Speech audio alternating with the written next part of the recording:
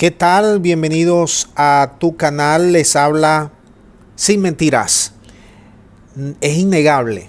En este video te voy a hablar de los pasos ya definitivos que está dando la Federación Rusa ante el cansancio de Occidente y del país del norte a sus provocaciones.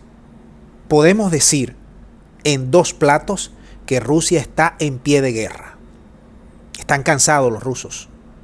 ¿Y qué mejor oportunidad que tuvo el presidente de ese país, Vladimir Putin, en el aniversario de los 325 años de la Armada rusa? Allí lanzó amenazas, retos y dijo que no se iba a dejar amenazar por nadie. Porque los rusos ya dijeron basta. Estamos cansados de que somos los malos de la película. Y allí, en ese escenario donde participaron más de 2.000 soldados, más de 4.000 aviones, una parte de la tecnología rusa, allí Putin dijo que la flota rusa está en capacidad de detectar cualquier enemigo bajo agua, tierra, aire, superficie, espacialmente, cualquier, y detenerlo y asestar un golpe irreversible.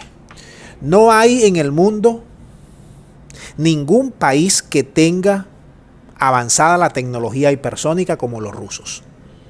De hecho, el país poderoso ayer hizo un lanzamiento de un misil que se quedó corto, un misil hipersónico, se quedó corto, el AGM-183A. Falló. Está a 2 o 3 años de la delantera de los rusos. ¿Y por qué Putin lanza estas advertencias? Yo te voy a hacer un pequeño recuento para que tú veas cómo geoestratégicamente y geopolíticamente el país del norte está atravesando una situación de inestabilidad en la región o en varias regiones. China y Rusia, podemos decir, los tienen locos.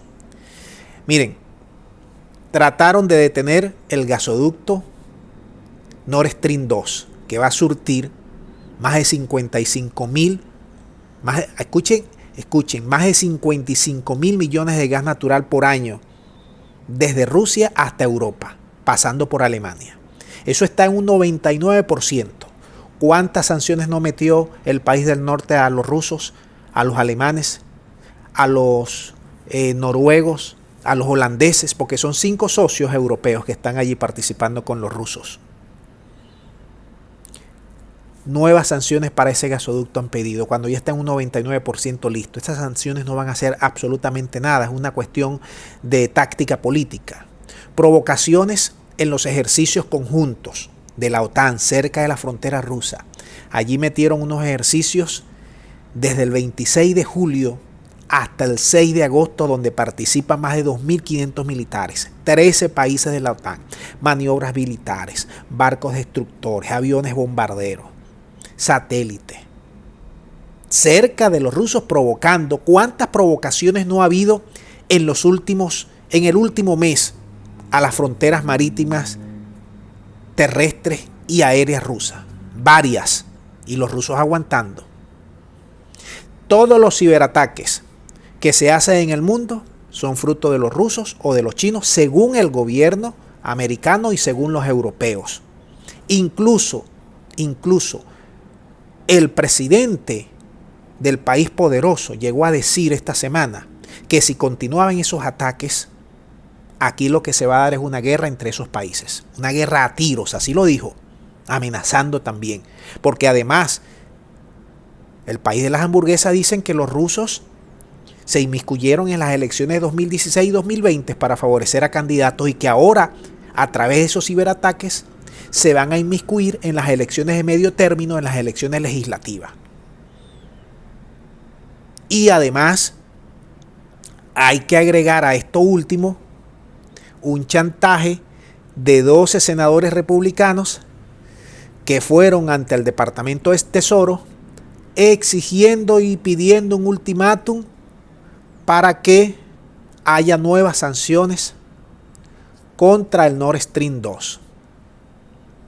Si sumamos provocaciones, amenazas, chantajes, sanciones, responsabilidades por los aparatajes cibernéticos a nivel mundial, bueno, los rusos parece que dijeron ya basta, estamos cansados, vamos a responder.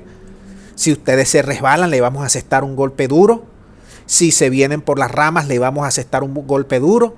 Si se meten en nuestra frontera, vamos a darle con todo. Ya basta.